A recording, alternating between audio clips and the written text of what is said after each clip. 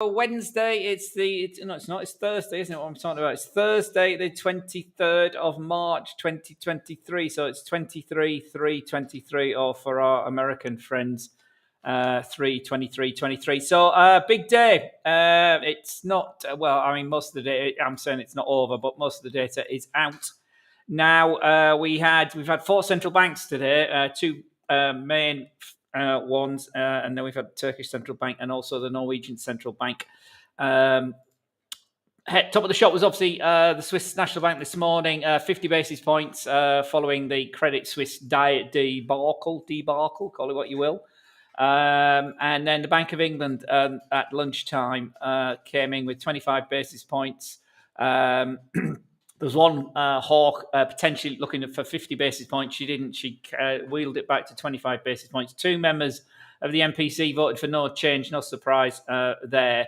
Surin, good afternoon. Good morning. Good morning. I wonder where you are in the world. Good morning. You must be in the Caribbean, in Latin America somewhere. But good morning to you. There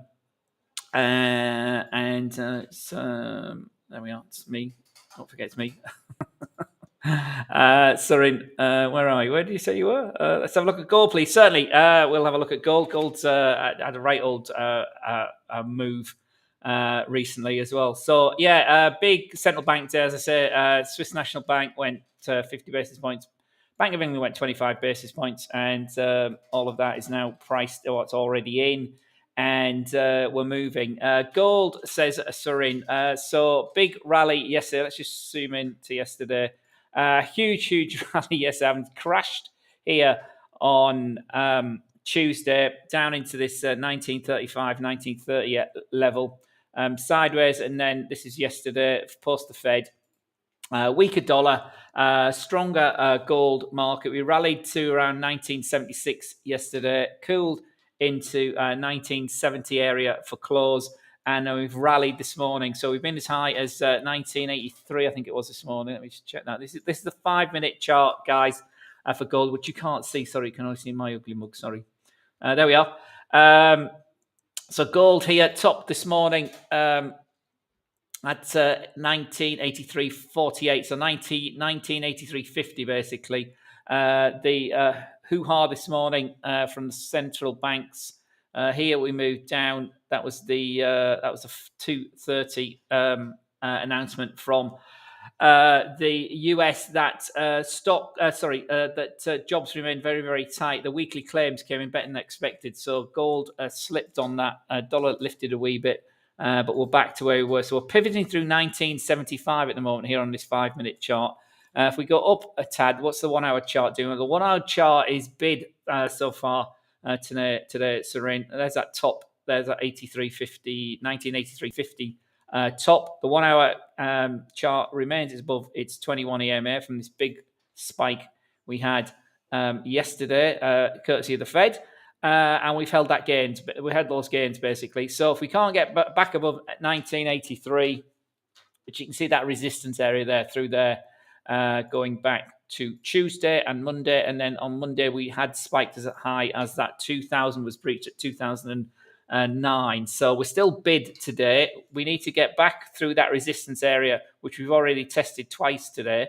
We'll see how that goes. But the 21 EMA is currently providing support, that green line there, which sits at 1970. So 1970 is our support. 1983.50 is our top as we go into the US trading session. The stochastics here, the 10.63 stochastic has already rolled over, and that triggered or signaled a potential short position, which would have triggered on that candle there, the second test of 1980.43, and now the K and the D line crossing here. Zoom that up. Let me show you. Just using this part there. There we are.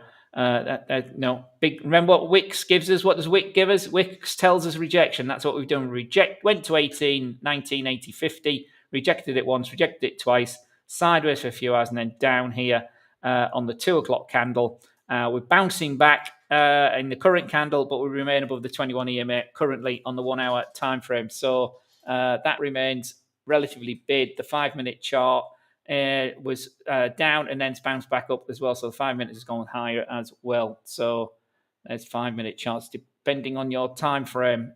Big candle there on the 15-minute chart. So the 1 hour gold chart remains bid, my friends. Trinidad and Tobago, very good. Never been to Trinidad, Sarin. You'll have to invite me, and we'll come and meet. I've been to a few of the Caribbean islands, but not Trinidad and Tobago. That was gold. Emily, hope your trading's going well. How are you? Hope you're well. Ejin, good morning. Good afternoon from Nigeria. Emma, good afternoon. Good afternoon, Kenya. Hope things are calming down in the streets. Gian, I don't know if you're in Nairobi, but I understand there was quite a lot of protests earlier in the week. Saran, is it concerned that gold is near its yearly high? In concerning what sense? It depends how. Depends how we trade. If you're a 5-minute trader, you don't care where it is. If you're trading the 5-minute candles, it goes up, it goes down. Obviously, the volatility is exaggerated. Obviously, the shorter the time frame, the more exaggerated the volatility. No is the short answer. Things that get high go higher. Things that get low go lower. That's what history shows us. Trouble is, human instinct, human nature, our inner mind, our inner subconscious thinks, well, if it's low, it's gone down. Therefore, it's better value than it was yesterday. Therefore, I'm going to buy it. That's the crazy logic that we apply.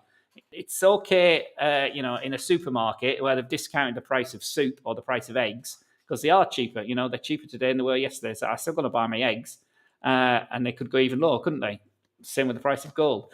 But it's different when you're trading. When you're trading CFDs, trading in and out on a short-term basis, it's different. But different to shopping in a supermarket. But yeah, it's the short answer. So let's have a look at it in the higher time frame. It's what you're sort of getting towards, wasn't it? So we've had this massive rally in gold over the last couple of weeks, and why is that? Well, it's to do with the banking crisis, to do with two banks going bust. The 18th biggest bank in the United States, SVIB, Silicon Valley Bank was. I hadn't really heard of it, to be honest, but it had some big backers, some serious tech backers. Principally Peter Thiel, and it was gossip that started to undermine, and the sentiment grew. What seemed like a little hole in the balance sheet, which could be plugged with new shares, which they tried to offer 1.8 billion value amount of shares, but the market wasn't having it, or the gossip wasn't having it, and that turned into a full-blown crisis. It's pulled in other banks. First Republic is very much under the focus at the moment, and the Bancorp Pacific is the next one that's very much under focus. So they were down something like 15. Yeah, First Republic was down 15.5% yesterday, and Pacific Bancorp was down 17.1% yesterday. So jitters retain in the banking sector, and obviously between all of that, we had a very well reputed a few years ago, was very well regarded sort of bastion of investment banking, Credit Suisse, going to the wall, getting sold off for shotgun marriage with UBS, and getting sold off for relatively pennies on the balance sheet. $3 billion for Credit Suisse is a big drop in the ocean, to be honest. But anyway, yes. So things can just because it's high. To answer your question, Suran, not really. No, it's had a strong rally. And it's still bid here. This says it's got overextended, certainly. There's the 21 EMA, there's the stochastic on this particular chart. But as you can see, it's had some decent volume as this has rallied up. I had an argument with our compliance department today about whether gold was a safe haven asset or not. But anyway, I'm going to say safe haven asset bid on gold is what's happened. And, you can't fight that. Obviously, in February, we're saying exactly the opposite. It was a nice, big, strong, big candle trend downside. So we had lots of pips in the bank for February. And, again, following a simple rule of crossing that 21 EMA there, we've had some nice pips in the bank for gold. So gold remains bid on the daily time frame. The 4-hour chart remains bid. There you are. It's going up. It went up over the last couple of days. And, even that 5-minute chart was, it's going sideways on the 5-minute chart. Just to blow my rhetoric, but there we go. 30-minute chart sort of cooled over as well. But no, gold remains relatively well bid, and don't worry about it getting high, because I say things tend to go higher when they get high. Jay Powell's dovish press conference. Is there any possibility of euro going below 107 again? Yes, of course there is.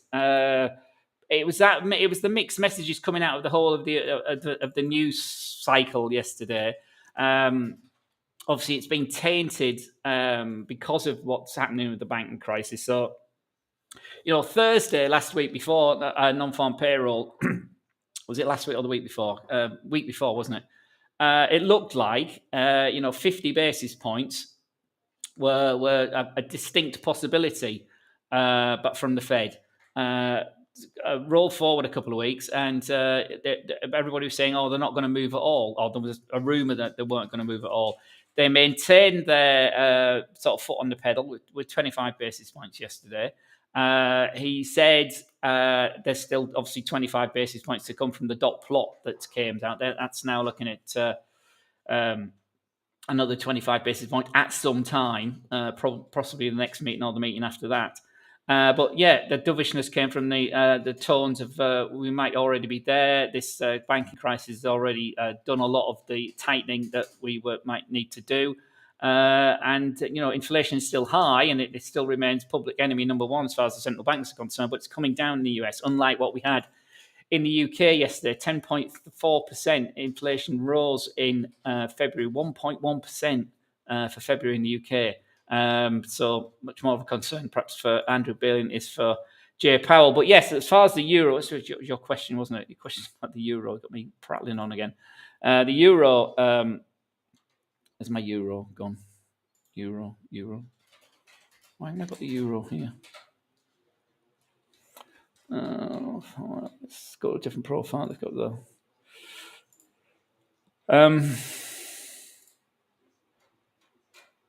the euro. There we are, 108.80, 107. I'm saying it's all the way down here, but of course it can go down there. Why could it go down there? Well, there's the 200-hour moving average at 107. It's a key level. It wasn't that long ago in relative terms. We were down there, were we? So, but at the moment, our euros remains bid against the weaker dollar following the dovish Jay Powell. So we are still leaping. Sort of, this is a classic move. See how the Bollinger Bands here squeezed in. We expanded and burst higher. We were consolidated. Then we went sideways again. Then we had obviously the announcement yesterday from the Fed.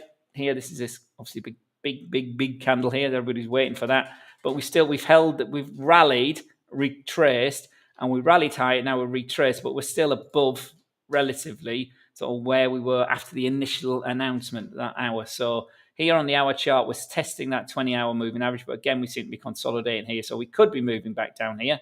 Next support would take us to 108.17, then 108 itself, and then the 200-hour moving average down there at just above 107 at 107.87. But at the moment, that still remains bid. There may be some profit being taken on this follow through, and that may be what's happened this morning. But it's slipped into the underside of the Bollinger Band at the moment, really sort of sliding sideways at 108.78. Remember, as I said before, the news today has been quite strong as well. Claims have come in much stronger than expected again at 191,000 compared to 197,000. So that's again, saying the jobs market is hot in the United States. It remains hot. Vacancies are still very high, just shy of 11 million. And therefore, they need to keep pressing on with this idea of trying to get inflation back into its target range down to 2-3%. And so they press on, regardless in the sense that of the banking crisis. And then Miss Yellen yesterday, the other thing about the round Powell was that Miss Yellen said yesterday, the Treasury Secretary, that they weren't going to guarantee all bank deposits. Bank deposits up to $250,000 are guaranteed in the United States by the FDIC. But there would seem to be this assumption that all banks were going to get bailed out. Or that's a scenario that was moving forward. Miss Yellen, on her testimony yesterday, clearly knocked that right on the head. And so we had that weakness into close on the stock markets yesterday as well. And that helped the weak, or added to the weakness on the dollar as well. I hope that's answered your question, Amins. Stay safe, my friend. Prasti is asking about euro yen, euro yen. Looked like this bugger was moving higher on the daily chart. This is the sideways actions you might expect ahead of some significant central bank announcements. Euro yen this week, we have big support. This 200-hour and the bottom of the Bollinger Band sort of coinciding around about the 142.25 support area. This week, we haven't been able to get over. We've got as high as 143.60. So that's our channel, really, during and post the bank announcement. So we legged up a wee bit, but we had this big shakeout last week where we came down to the under the 140 level. So this is going sideways. Presti, I don't know what time frame you're trading this on, but here on the 1 hour time frame, we're sort of in that channel.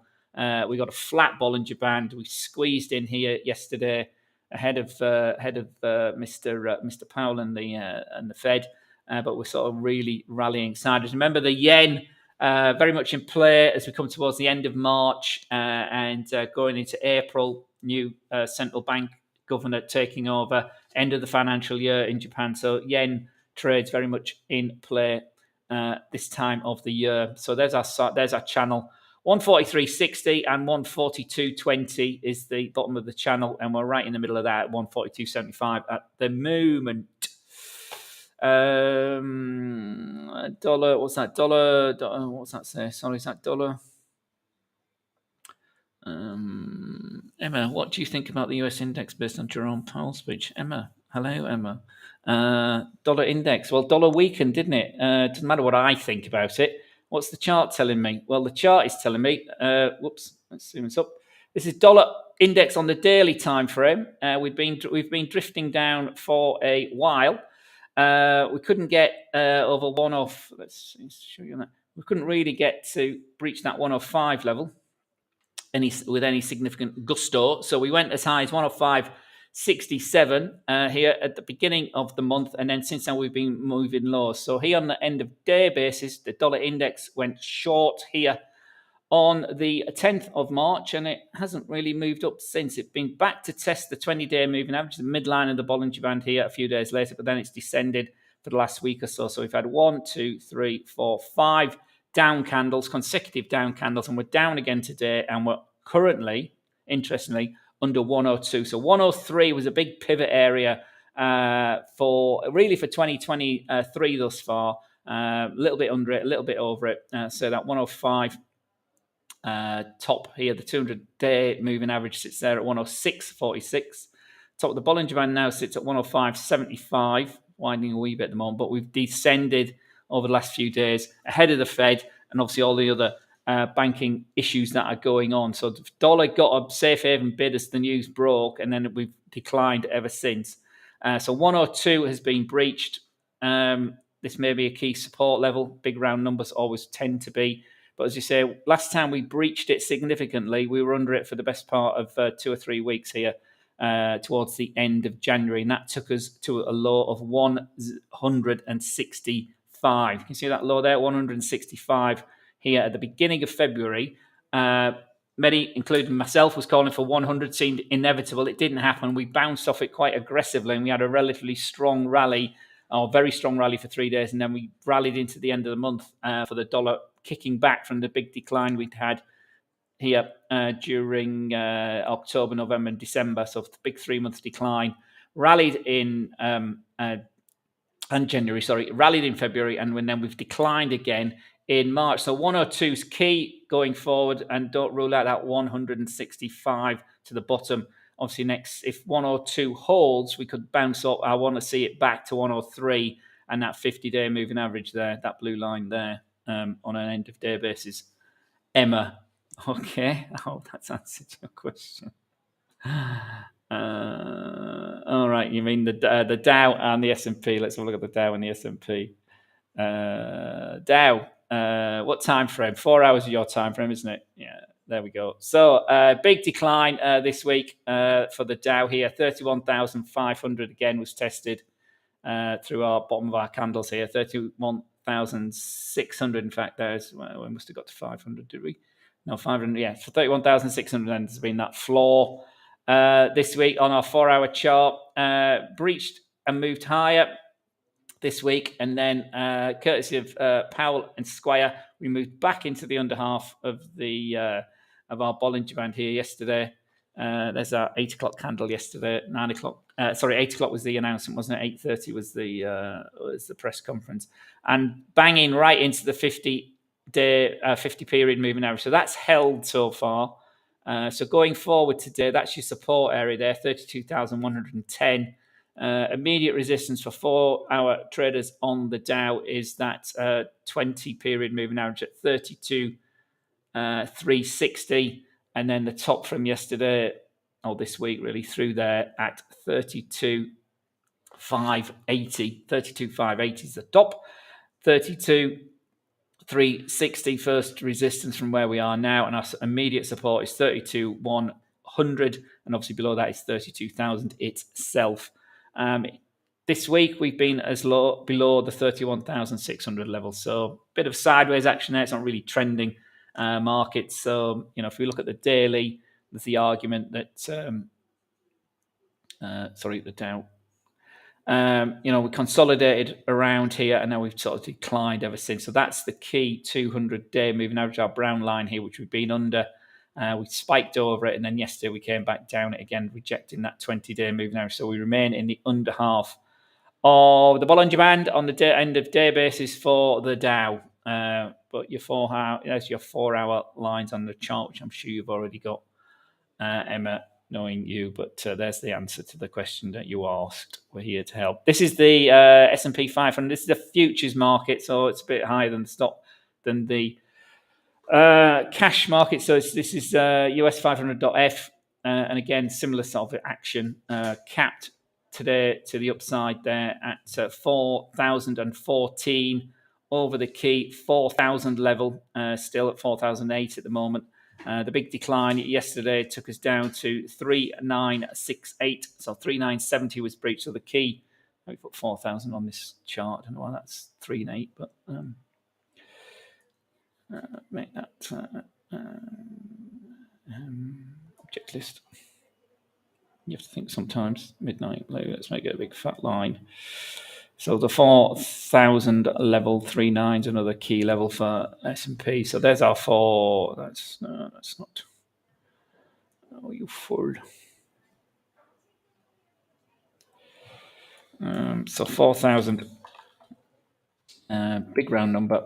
4K. I've got so many charts that's measured on this. Well, actually not on this one, but there's our 4K level. There's our 4K level, and we're just above that currently. But I say the immediate resistance for you 4-hour traders is that 50 period moving average at 4,014. The bottom of the top of the Bollinger Band is coming in to grip that. We've had that squeeze and a big move down yesterday, and we bounced off that 3,968 level as your 4-hour times. Emma. Alex, hi, good afternoon. What do you think of gold might make new highs according to fundamentals? What do you think gold might make new highs according to fundamentals, says Muzmal? Well, yes, if the it's that balancing act again, isn't it? It's been, as ever, with gold, there's lots of things that drive the gold market. Last year, the threat of war and then actual war in Ukraine, the Russian invasion, should have seen gold rallying. It didn't.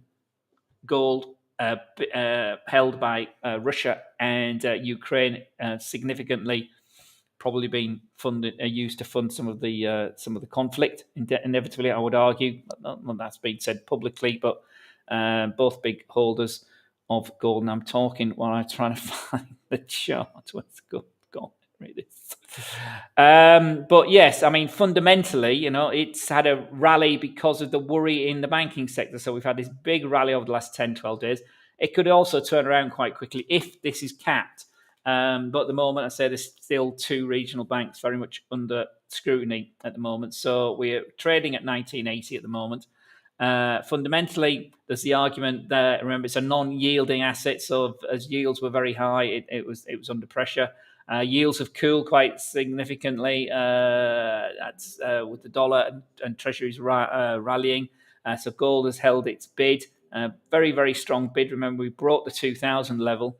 Let me just put that on there. It's not on this chart, but there's our 2,000 level, as we said earlier this week. So it remains bid at the moment, but it could turn around quite quickly as well. So don't rule it out. Look at the RSI here, even on the 14 levels at 76, but it's still rising. The MACD signal line is still rising significantly. Obviously, delayed top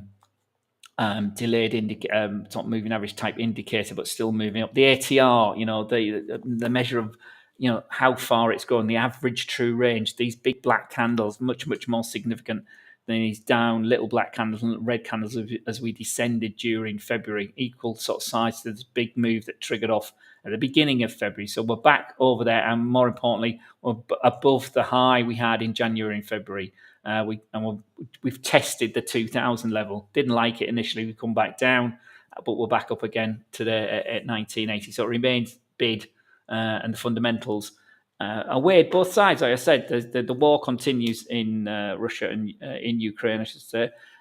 Inflation should be coming down, so that should drag on gold as a hedge. But it remains a safe haven. People like holding gold, whether it's in jewelry, whether it's in bullion, whether it's in ingots under the bed, or actually in a bank vault.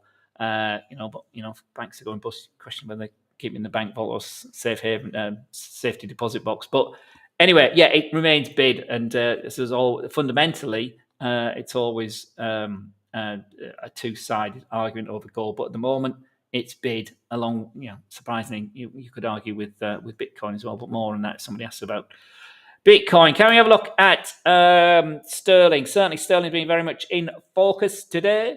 On the back of the Bank of England raising interest rates by a relatively dovish 25 basis points. And again, another sort of a dovish outlook from, I haven't actually seen what Bailey's had to say, but certainly yesterday's surprise rise in, let me just find it for you, in January, the February inflation data yesterday from the United Kingdom, where everybody else is going backwards. The UK is one of the only serious big economies where inflation is actually rising. So this was Monday. There we are. The case in point there, you see the year-on-year headline here in Canada falling to 5.2%. The year-on-year in the UK rising to 10.8%. And this is the eye-watering one. Retail price index, RPI, 13.8%. The RPI is important because it's what many companies use to generate wage demands, and a lot of unions use it as a tool for measuring wages as well. So, quite a big jump in inflation in the UK.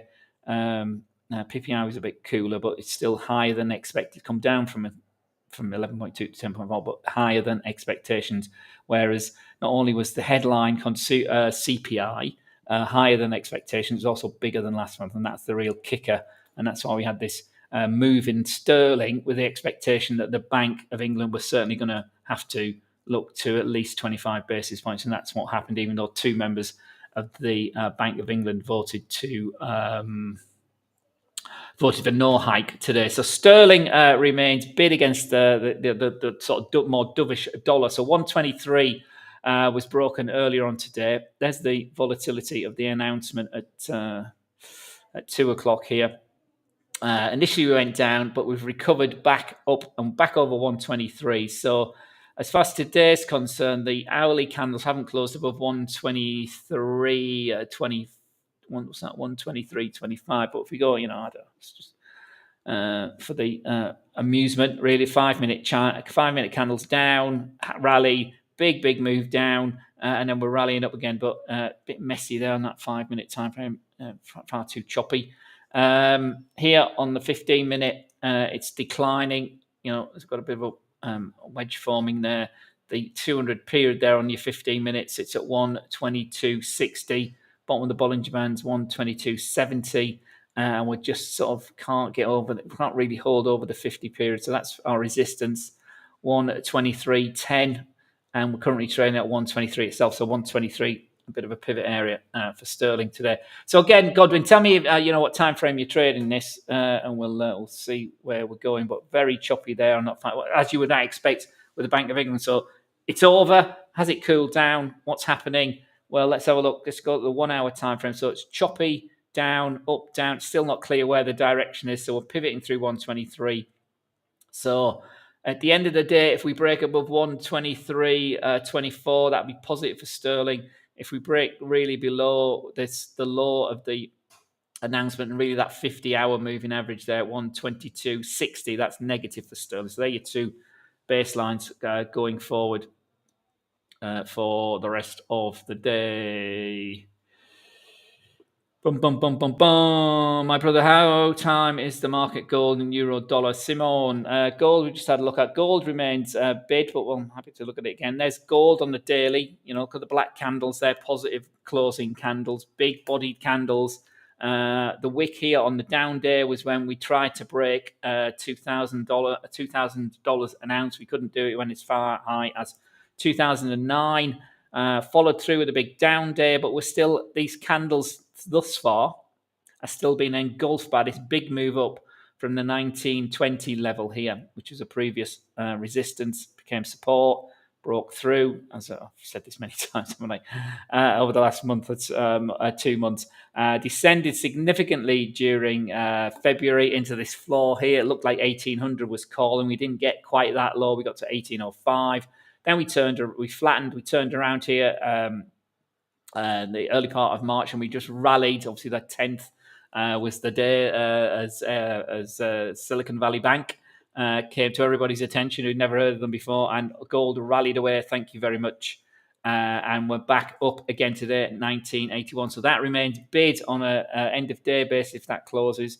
The 4 hour also looks biddy to the upside, testing these highs. And the 1 hour, having gone sideways yesterday, got a lift from the dovish Fed, and we got another lift in the last hour. So, we're pushing new highs for the day. Currently, we've tried it already. We've gone even higher, 1986. So that's interesting there, isn't it, on that 1 hour time frame? So there we go. With just this hour that's just closed, pushed to new highs, full-bodied candle, not just the wick this time. So can we hold it? So gold remains bid as we go into the US full trading session. We're at 45 minutes into the US trading day. Euro holding that key 108 level, way above the 200-hour moving average. Sits around about the 107 level. So again, we had a strong day courtesy of the Fed, or the dovish comments. Fed comments now it's been taken. And we've been as high today as 109.29. 109.29 has been our high for the day. We've been down the last 4 or 5 hours. So that was, when was that? That must have been early this morning. Yeah, that's just as the Europeans got their legs under their trading desks for the first hour or so. And then we've been down into the Bank of England. We've breached the 20-hour moving average. Now we've bounced back through it. Now that the Swiss Bank and the Bank of England and the Turkish Central Bank and the Norwegian Central Bank are all behind us. We've had our weekly claims better than expected. So the Euros declined a wee bit, and now it's come back 108.88, and that remains bid on that 1 hour time frame. Simon. Emma, US stock index. Yes, I got you. Perspective: if Powell paused interest rate hike and US inflation increases in the coming, that's a conflict of interest. Yes, their number one mandate is to get price equity, price balance, as they call it.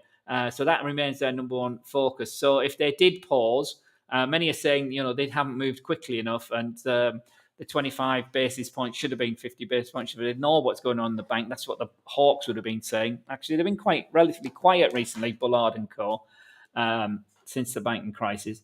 However, the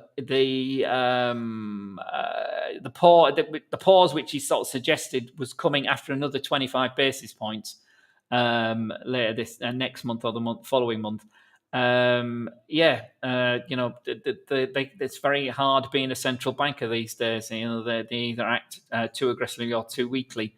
The markets, this talk of a of a no landing, i.e. markets being no inflation coming down, jobs holding up quite well, and the economy not being hit particularly, equity starting to rise as well. That argument has faded. Recession is back on the card. Never really went away. The yield curve, the big signifier, the yield curve. The yield curve cooled significantly yesterday. It was 53. What did it close at? 53 basis points yesterday. 445 for the 10-year, and 345 for the 10-year, and 398 for the 2-year yesterday. After all the machinations following Mr. Powell.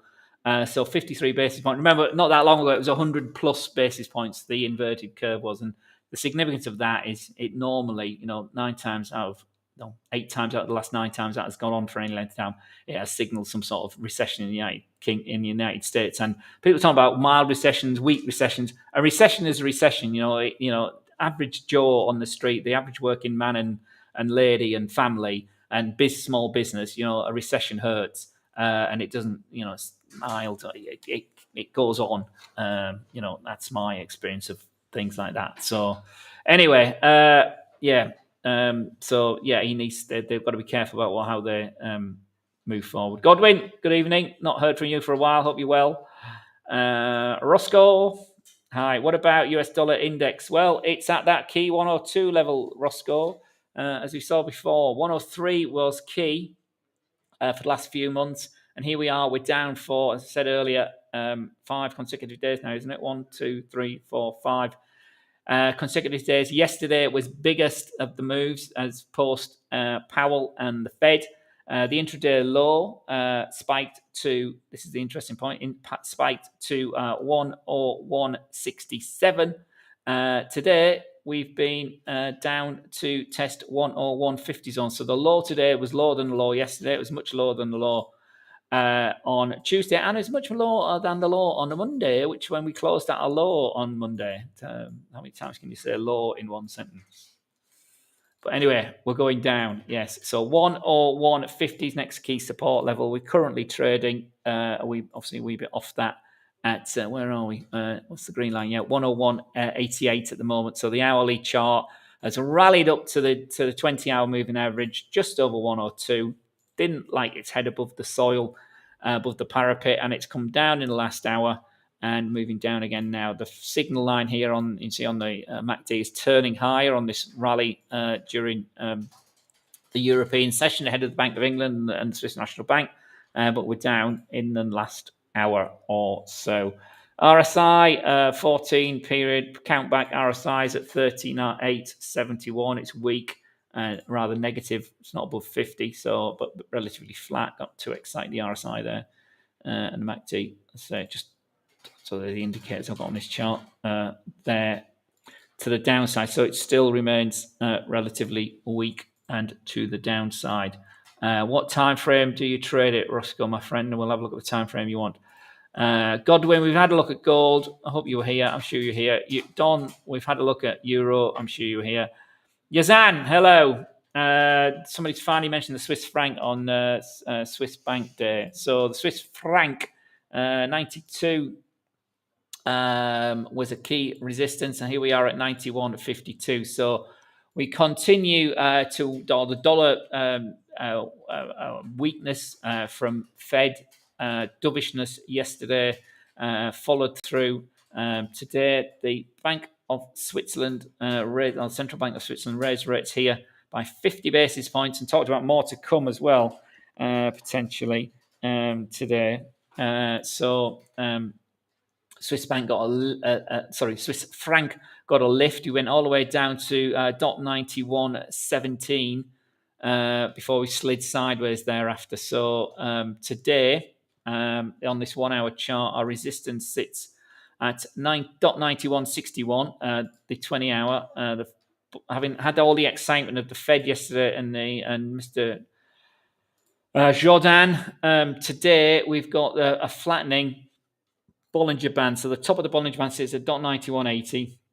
The 50-hour moving average sits at 91.994. So that's virtually 92, isn't it?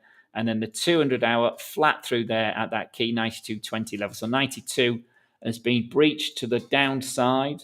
There's 92 on 92 itself. 92.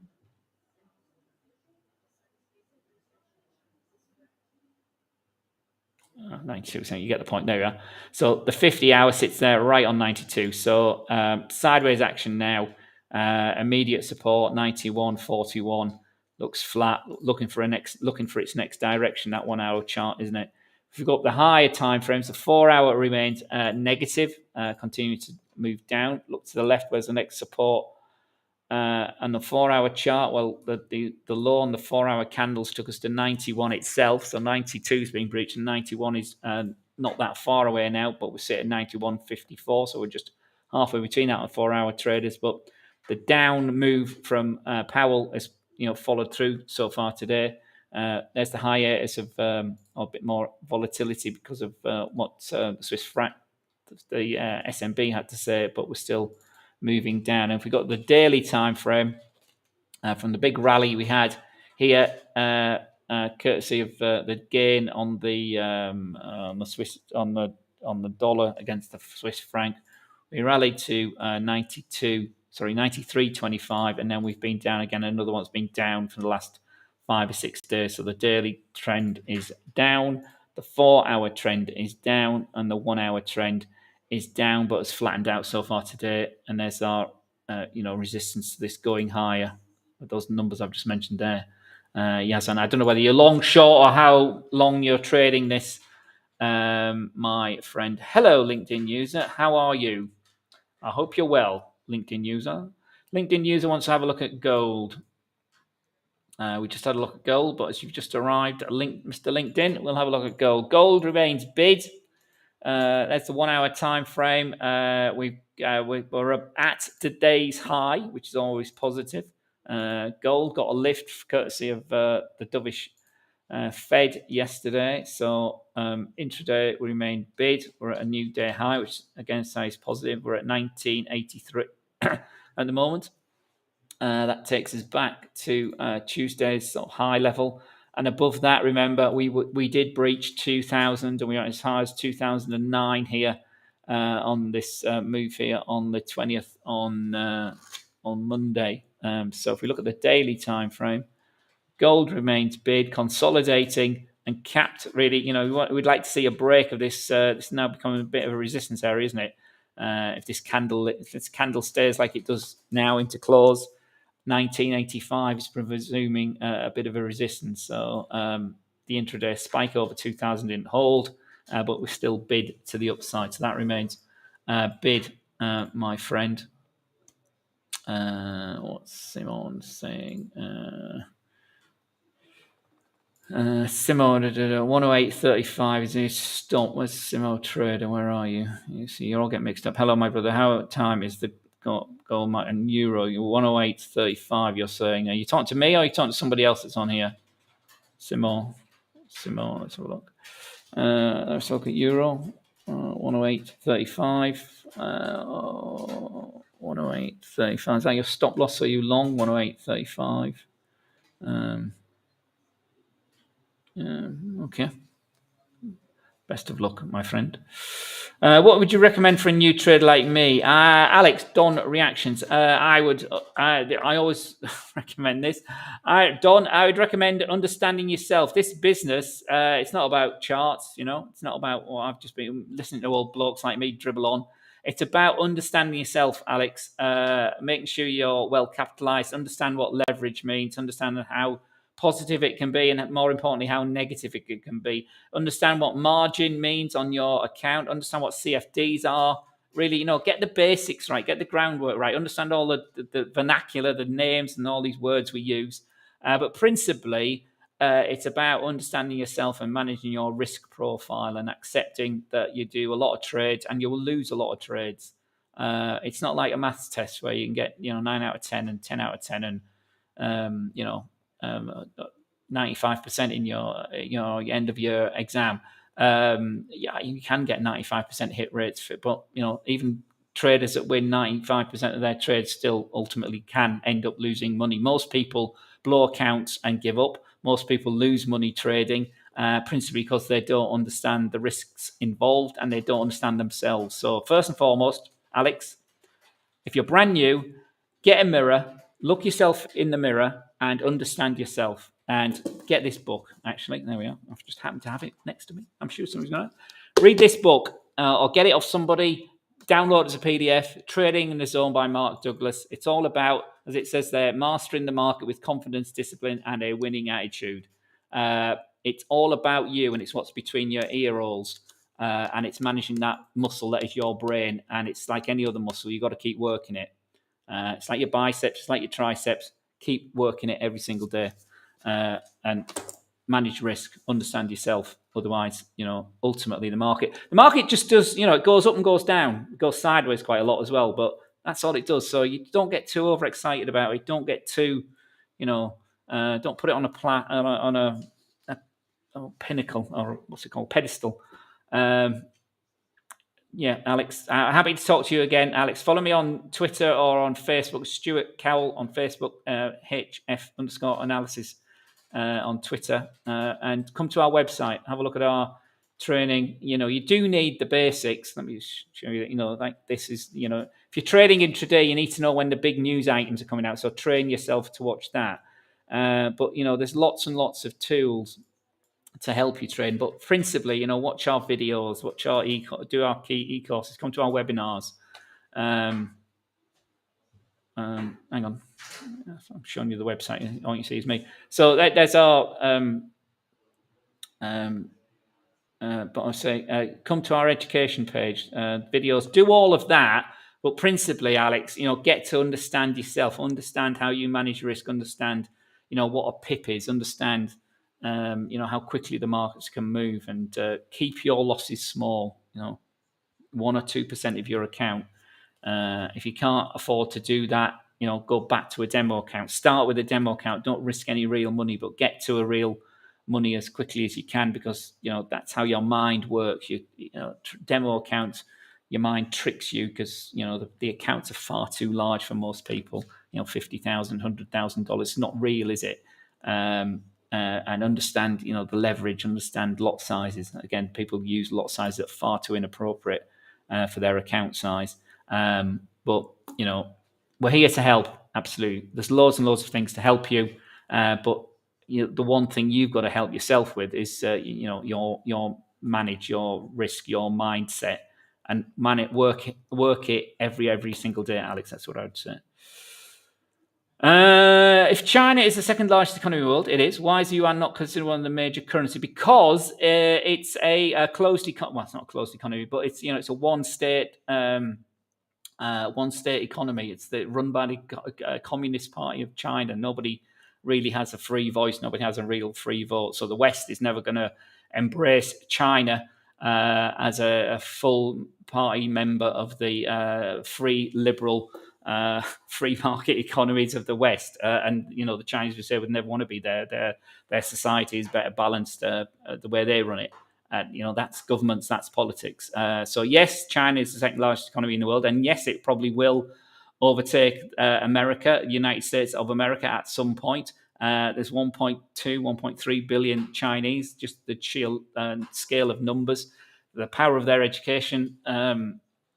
Set up, and where the people innovate. But still, some of the best ideas in the world are still coming out of California. So, the world moves forward very, very quickly. That's why the yuan is not considered one of the world's major currencies. It seems crazy, doesn't it? But that's the world we live in, or we are in at the moment. Roscoe, thanks a lot. I use daily H4 and one, and sometimes weekly, and hardly monthly, says Roscoe. Roscoe, you were asking about. What were you asking about, my friend? You were asking about dollar index. So dollar index, let's go to those then, Roscoe. 4 hour, 1 hour. Yeah, I mean, that's great. If that's your time frame, that's so you trade on those. So let's just do it logically. So you're saying, where are you? I've lost you. So Roscoe, you're saying daily H4 and H1. So your highest time frame is the daily for the dollar index. Let's do this logically. So logically, as we said before, dollar index on the daily time frame is in a downtrend. Yes, everybody agree with that? Anybody want to argue with me? Anybody want to argue with the price action? The trend is going down. So where's the top? Well, the top is the top of that Bollinger Band, isn't it? We had a big up day and then it's been written out. I'm a terrible drawer of trend lines. I don't know why. It's something I've never ever. Sorry, you can't see, can you again? It's something I've never done very well over the years. But anyway. So you can see the downtrend in the daily time frame is there. If you want to get a bit, you shouldn't really when you're drawing. Again, there's right ways and wrong ways to draw. You shouldn't. Oh dear. You should never. You shouldn't really. That's a trend line that's cutting through the body of the candle. You shouldn't do that. So that's why it should really be there. I was trying to get it as close as I could, but it's terrible, isn't it? Anyway, you get the point. 5-6 days, the trend is down. So the 4-hour time frame, zoom in. There's our daily time frame. It sits quite nicely on the 4 hours, doesn't it? So that's clearly down as well, isn't it? So Roscoe, if I was you, what sort of trade do you want to be taking on the dollar index, Roscoe, on the 1-hour time frame? Do you want to be with the trend or against the trend? Clearly, you want to be with the trend. So what sort of trade should be taken? What sort of trade should Roscoe be taking on the dollar index, ladies and gentlemen? What sort of trade should Roscoe be taking on the 1-hour time frame, given that the daily is in a downtrend and the 4-hour is clearly in a downtrend from that? Keep it simple. Absolutely. Nobody's answering me while I'm talking to myself. You want to be looking for short trades, don't you? So your 1-hour trading time frame, Roscoe. This is if you zoom in, this is our daily time frame. So look, we've hit it there. So you want to be getting short there. And even on this 1-hour time frame, see how the 20-hour moving average has kept you below the trend. So it's been trending fantastically over the last few times. So I'm hopefully you're in the money, Roscoe, trading this because the trend is very much with you. You're not going to get all these pips down here, but the trend is very much with you. Even if you got out ahead of the Fed, which is obviously a major volatile event, because he could have said something different. You still could have got in afterwards or in this morning. It's gone down. It's gone trace. So even then, if you've gone short this morning on this 1-hour time frame, you're out flat, aren't you? It's gone against you. But it's the last hour is still down. We're a long way from that daily trend, but the trend is still down, isn't it? So there we go. Amzan, I'm going to come to your question because I could talk all day about trading books, my friend. I've got a few here in the office, but loads at home. But I'll come to you. There's a few questions ahead of you yet, so there we go. Roscoe, I think Chinese economy is fake, blue face smiley. Well, it is what it is. Remember, it was the manufacturing hub for 20 odd years. Everybody, the Japanese economy after the Second World War, we're going back 70 years now. That was in tatters, but they invested heavily. They invested in their steel industry. They had very few natural resources. Got lots of water, and so hydroelectric dams that produce their energy. They imported lots of oil. They became and still are an economic powerhouse, third largest economy in the world. Still, huge metropolitan areas. Centered on Tokyo and big, manufacturing, motorbikes, cars, electronics, electrical equipment, and China saw that and copied it basically. Much as so the Japanese growth after the Second World War has been overtaken by other Asian markets, particularly China, and the others will come along as well. It's just it's the huge population that China has as an advantage, and its huge land mass as well. But obviously, it has other ambitions as well in the region, which is spooking many in the free market. And obviously anyway, let's not go into the Putin visit. Simone, Morocco, hello. That's another country I've never been to. Rabat has always fascinated me. And lots of my friends have obviously been. The cooking is fantastic. The Atlas Mountains look brilliant.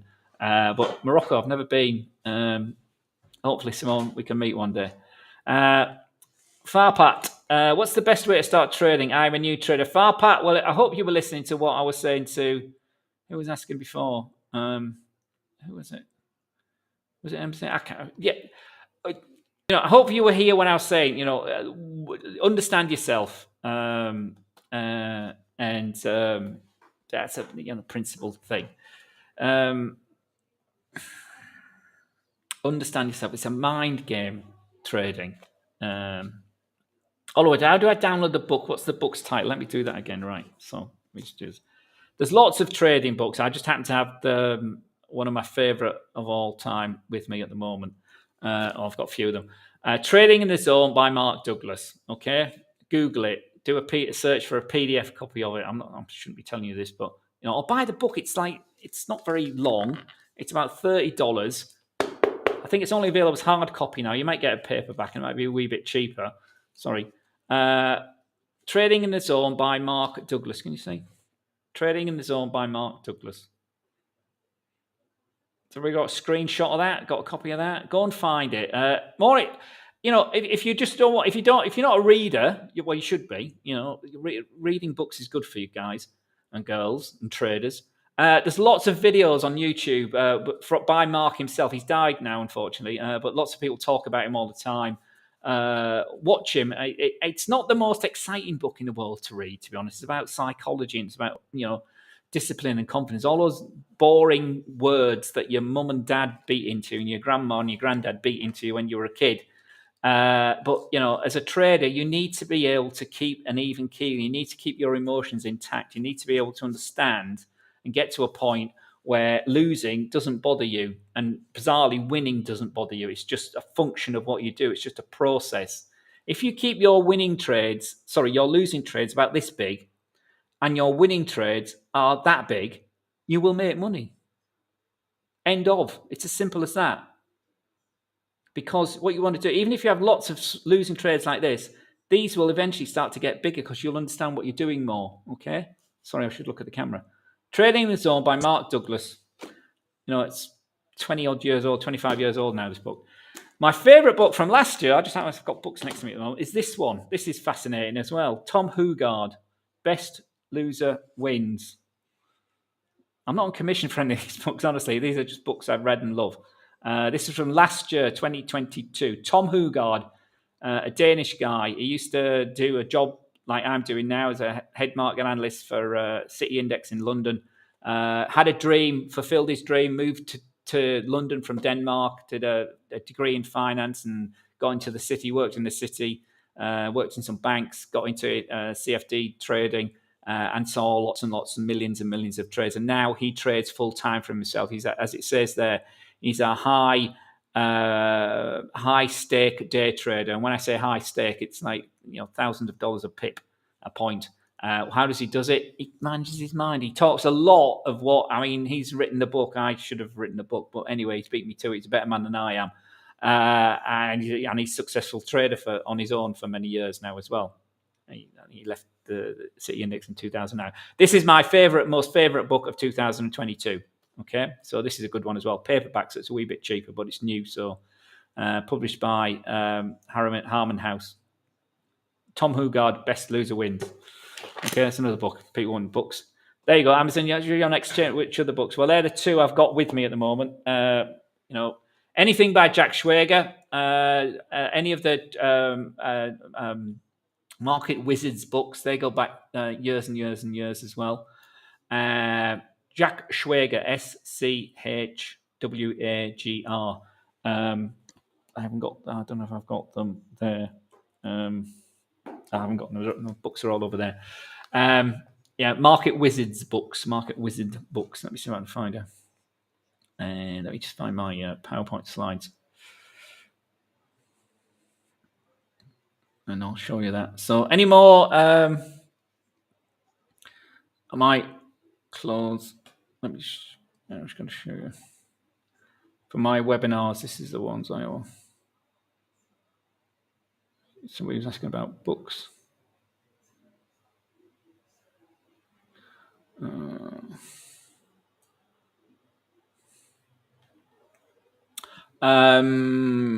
asking about books. These are some other books. Reminiscent of a Stock Operator. These are my three favorite books, trading books. Reminiscent of a Stock Operator by Edwin Lever.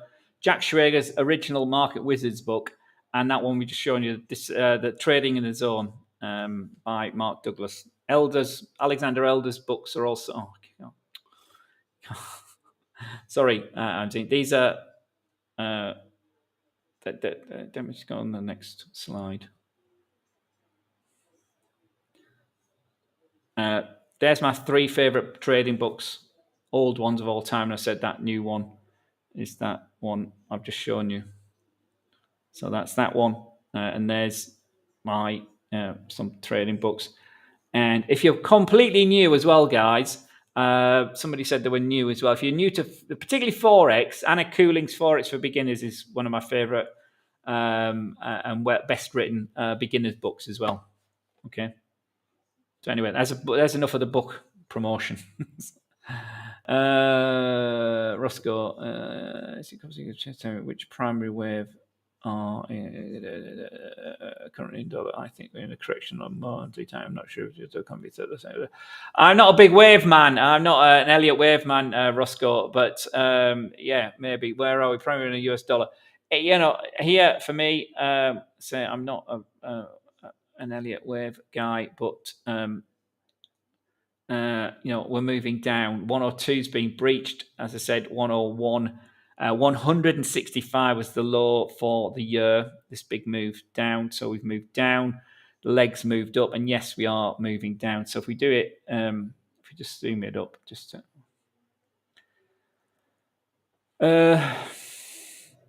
so what have we moved? Our last leg up was here. If we do it in Fibonacci terms. Fin terms, there we are with 60. We've retraced 61%. You can't see that, can you? Or can you? You might be able to. Let me just change the colors of that to magenta.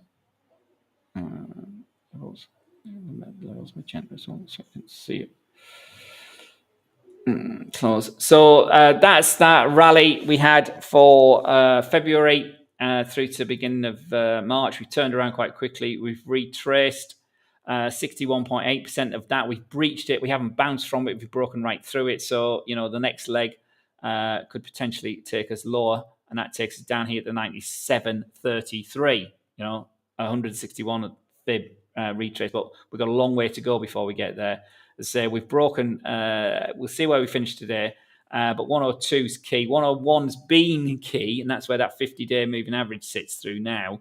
So, we still got some potential leg lower if the dollar continues to unwind. If not, we break back over this 106 level, break the 200-day moving average, which we haven't. Let me zoom this up again. Sorry.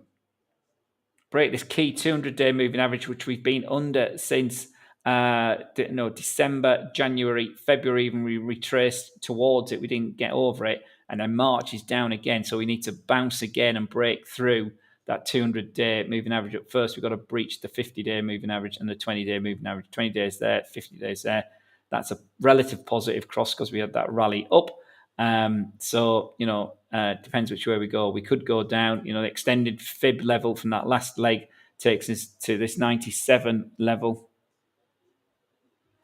But a retrace of this, last big leg, really, it was all the way down there, wasn't it? So that's the level. And the level up, if we do break that 200, take the 50 fib of this big move down here, September through to the end of 2023. First is there, the 38 and the 200-day moving average is at 106.30.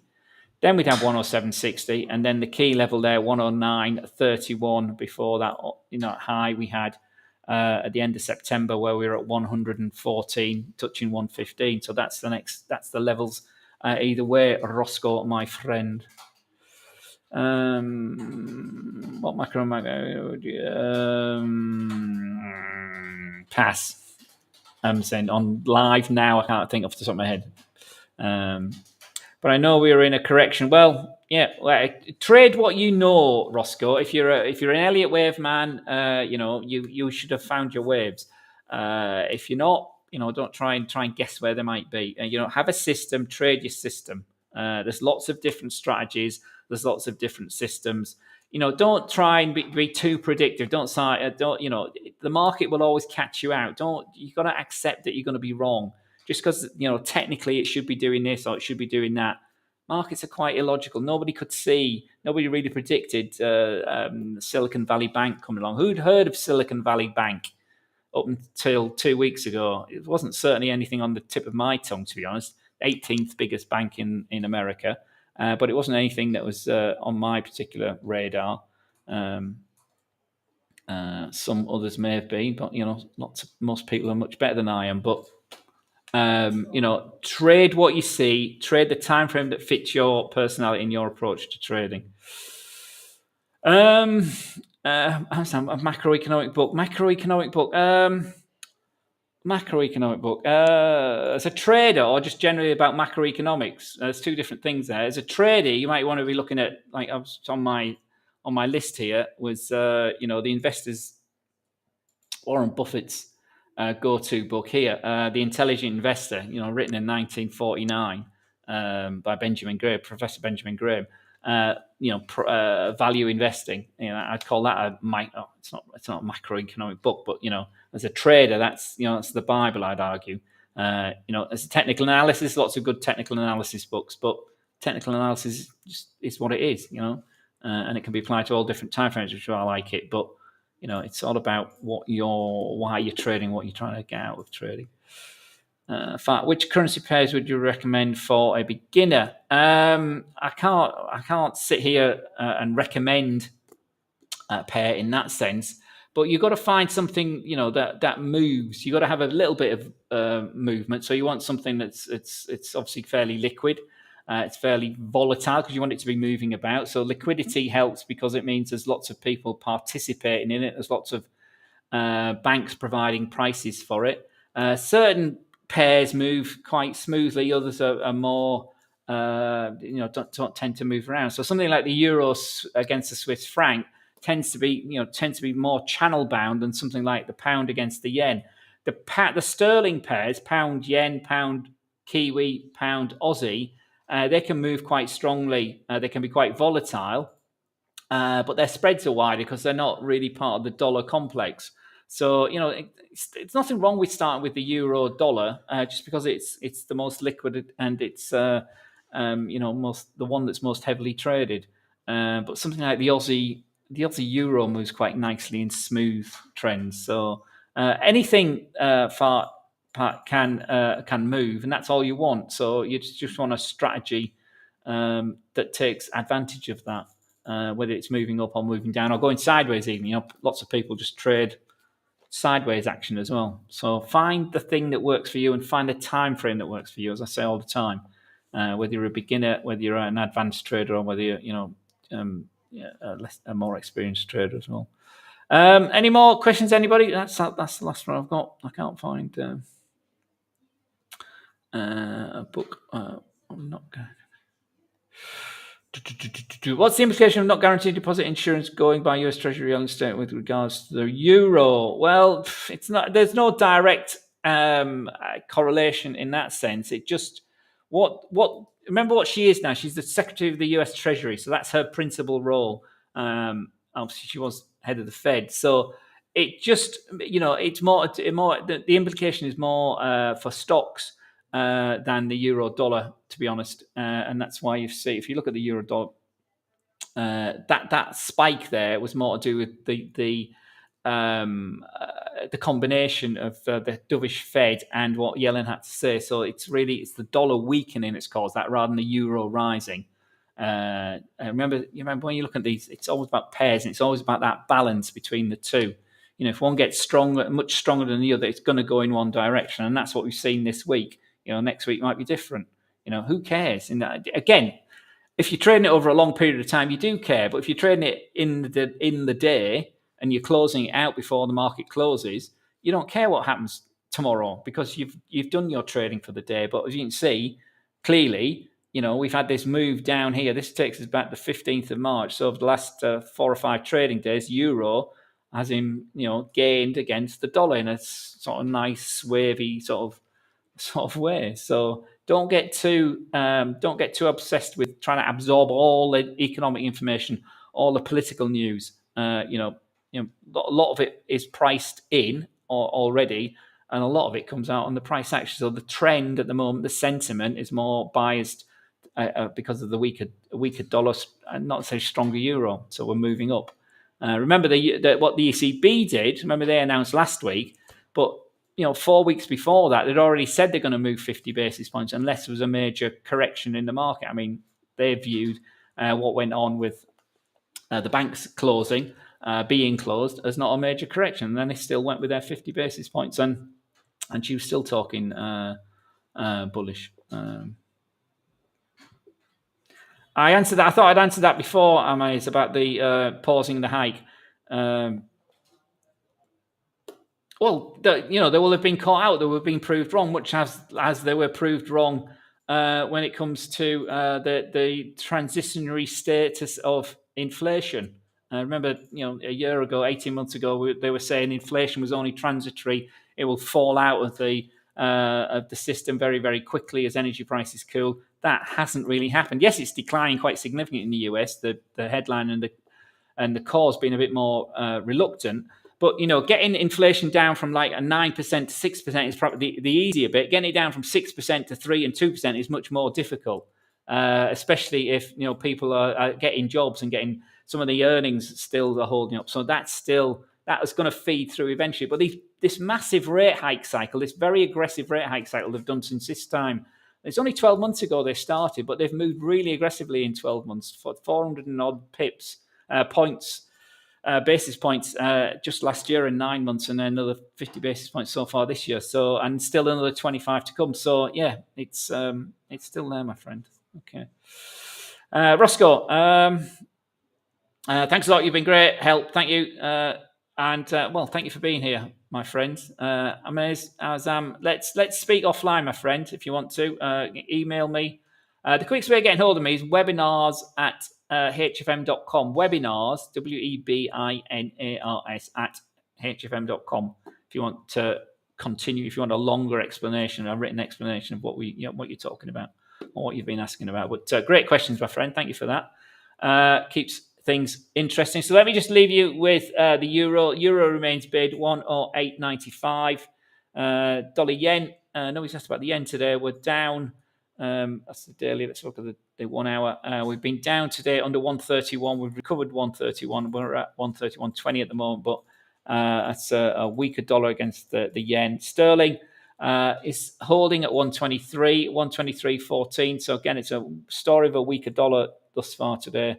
Also, I want to talk about oil. Nobody's asked about oil, but oil's recovered the 70 handle from a big slump down here. $65 was breached, and we're in a 4-day bounce back at the moment over the key, $70 a barrel for oil. And we'll leave you with everybody's favorite, gold. And you can't see the charts because you don't see my big face, big ugly mug. And there we are. At 1985 is getting taxed and proving our resistance today. We've bounced off it yet again here, and we're down again, but we're trading at 1980. So gold remains bid for the day. It's just I heard JPL said he would prefer US job reduction in order to bring inflation down. That's what's your split. That's this. Yes, that's why he's been criticised from Elizabeth Warren on the left to politicians on the right of the party. You can't ever win as a central banker, to be honest. You get criticised all the time. But yes, the consequence of them cutting inflation or getting to this 2% target would be a rise in unemployment. But however, that hasn't happened. And again, today we had a very strong weekly claims number. It's only 191,000. Even in normal economic cycle terms, it's normally about 220, 240, 250 sort of thousand. So 191,000, it shows a very robust US jobs market. People with jobs, high, well paid jobs, getting paid quite well. On the flip side of that, we've seen all these huge layoffs in the tech sector as well. So the jobs that have been creating, as we saw with the non-farm payrolls on last time, was a lot of it in the hospitality, the leisure sector as well, relatively less well paid, you could argue, than the high tech jobs. So there's a churn in the market. And that R word, that recession word, is still getting kicked around, and the soft landing or the no landing scenario is getting pushed back again.